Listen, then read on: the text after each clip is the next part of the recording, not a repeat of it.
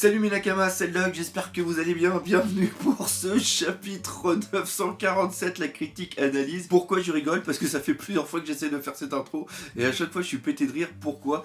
Parce que One Piece c'est du bonheur. Tout simplement, c'est une joie de le lire parce que ça va jamais dans le sens qu'on voulait. Ça fait vraiment du bien. C'est le point fort de One Piece tout simplement, c'est ce côté ultra burlesque, ultra cartoon. On l'a déjà avec le trait des personnages, les trucs complètement what the fuck qui se sont passés. Et c'est ça qui est bien parce que quand on lit un chapitre, on veut totalement être surpris. Et même si on fait des théories complètement folles en amont ou des plein de recherches, eh bien on s'aperçoit qu'on est complètement à côté de la plaque et ça c'est un vrai bonheur. Et d'ailleurs c'est pas terminé parce que à la fin de cette vidéo, je vais vous faire aussi quelques petites théories, prévisions pour le futur de cet art complètement what the fuck et on va voir si encore une fois j'ai raison ou si encore une fois je me suis planté. Mais on va déjà commencer par parler de la grosse news, l'évolution du haki. Durant l'arc Whole Cake, on avait eu l'évolution du haki de l'observation qui devient un moyen de pouvoir voir réellement le futur, réellement ce qui va se passer sur quelques secondes. Et bien là, au niveau du haki de l'armement, on s'aperçoit que l'on peut faire une aura autour des mains et même je pense après autour du personnage qui permet deux choses. Premièrement, d'un point de vue défensif, ça permet de créer une armure, ça c'est ce que nous dit justement Hyogoro, et deuxièmement, ça permet de détruire les choses par l'intérieur. Alors là, ça a parfaitement fait penser à quelque chose, vous avez été nombreux d'ailleurs à apprécier cette petite référence, c'est tout simplement Hokuto no Ken qui lui aussi arrive à faire imploser les gens. Le fait de parler aussi de Hokuto no Ken, c'est quelque chose qui était assez récurrent, j'en avais parlé il y a très longtemps, la première fois quand on voit Queen qui arrive sur Udon, il a son armée avec lui, il est dans une sorte de chariot et ça fait énormément penser à Mad Max, et Mad Max bien sûr, c'est de là qu'est tiré Hokuto no Ken, ce futur post-apocalyptique. D'ailleurs, ça reprend parfaitement ce qu'il y a au niveau de Wano Kuni, c'est-à-dire que on a des terres qui sont complètement désolées, des plein de fumée, plein de trucs détruits derrière. Et il y a quelqu'un qui m'a laissé d'ailleurs un très bon commentaire, que même si ça fait penser à Hokuto no Ken, ce n'est pas la même technique. C'est-à-dire que dans Hokuto no Ken, Ken le survivant, c'est par sa technique des arts martiaux qui arrive à toucher les points vitaux et c'est le corps à l'intérieur par sa propre énergie vitale qui implose. Alors que là, avec l'évolution du haki de l'armement, c'est Luffy qui par son énergie à lui va faire imploser, va détruire les choses de l'intérieur. Et la deuxième grande différence, c'est que Hokuto no Ken, lui, il arrive à interagir avec quelque chose de vital, alors que le haki de l'armement, qui va interagir avec les objets, mais pas directement les personnes. C'est-à-dire qu'il ne va pas les faire exploser tout simplement. Il va pouvoir toucher l'armure des personnes.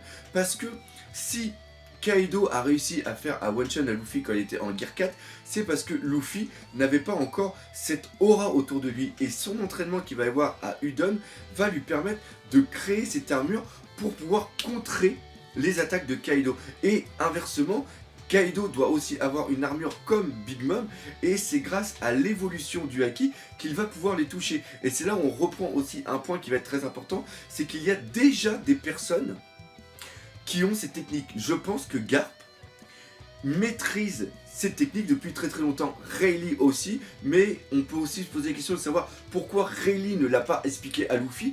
Peut-être qu'il l'a expliqué, mais que Luffy ne l'a pas compris. Encore une fois, Luffy fonctionne énormément au feeling, c'est ça qui était très important. Une autre personne qu'on connaît qui peut utiliser ces techniques, c'est tout simplement Sabo. Vous avez été énormément nombreux à me le dire dans les commentaires. Quand il explose au niveau de Dressrosa le ring, eh bien peut-être que avec l'évolution du haki, il fait imploser de l'intérieur le ring et le ring s'autodétruit. Et ça c'est vraiment génial parce que ça montre pas que Luffy est le premier à l'utiliser. Il y en a d'autres qui sont aussi forts, voire plus forts que lui. Et ça remet en cause aussi un petit peu l'esprit shonen qu'il y a du fait que Luffy doit toujours être le plus fort. Non, il existe des personnes bien plus fortes que Luffy. Et ça, quand on y réfléchit, c'est vraiment quelque chose d'excellent.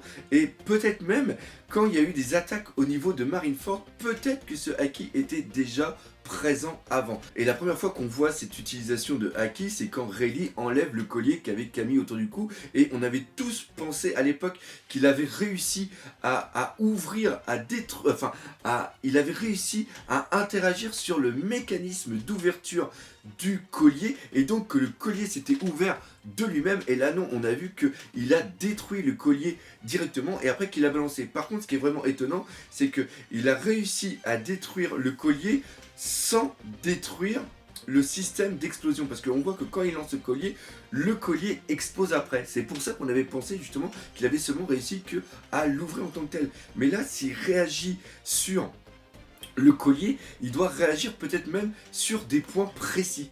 Donc voilà, évolution sur le futur, voir comment le Haki fonctionne exactement, et il n'y a aucun doute par contre que Luffy arrivera à utiliser correctement ce Haki face à Kaido. Et justement, en parlant de Kaido, ce chapitre est vraiment très important pour nous montrer la puissance des empereurs. Big Mom se balade au niveau de cet arc. On l'avait déjà vu au niveau de Whole Cake que Big Mom était un niveau hyper élevé. On avait espéré, en lisant le chapitre la semaine dernière, que Luffy arriverait peut-être à contrer quelques attaques de Big Mom, et ce n'est pas du tout le cas. Même Queen s'est fait totalement martyriser. Par contre, au niveau de Queen, il y a quand même quelque chose de très très bon, c'est qu'il a réussi à se relever d'une putain de patate de Big Mom, et ça franchement méga respect. Big Mom est totalement folle, a détruit la moitié de Udon. D'ailleurs, ce qui est vraiment très important, c'est qu'elle pète les ouvertures qui sont en lien entre les différentes prisons. Ça veut dire que tous les prisonniers maintenant sont libres, ils vont pouvoir se rassembler. Alors il y en a certains qui m'ont dit que l'une des personnes qu'on voit dans la page numéro 7, si mes souvenirs sont bons, serait Denjiro. Je ne pense pas du tout. Les mecs qu'on voit sont les boss des Yakuza qui étaient sous les ordres de Hyogoro, et ils étaient dans mes souvenirs 5 ou 6, ils étaient aussi nombreux que les provinces. D'ailleurs chaque Yakuza, il y avait un boss qui contrôlait aussi une province, et je pense que c'est ces boss là qu'on a commencé à voir, parce que je sais pas si vous avez remarqué, mais les mecs ils ont quand même une tête ils ont une bonne tête de truand. Mais on était là surtout pour parler de Queen et surtout de la puissance de Big Mom. Big Mom, on le voit, elle s'amuse, elle détruit absolument tout. Luffy ne peut absolument rien faire du tout, et Queen a une idée. C'est-à-dire que vu que Big Mom est complètement folle, et vu que la prison d'Udon fait un cercle, vu qu'elle est partie du point alpha, elle va faire le tour pour revenir au point alpha. Et lui, il pense qu'en se mettant en hauteur et en lui sautant dessus, il va tout simplement la détruire ou la foutre KO. En un sens, c'est une bonne idée, et ça reprend les techniques qu'avait Miss Valentine et aussi McViz. Et il faut savoir que lui, il est transformé en Brachiosaurus, et un Brachiosaurus fait entre 30 et 50 tonnes. Il a la tête dure et il pense tout simplement mettre KO Big Mom.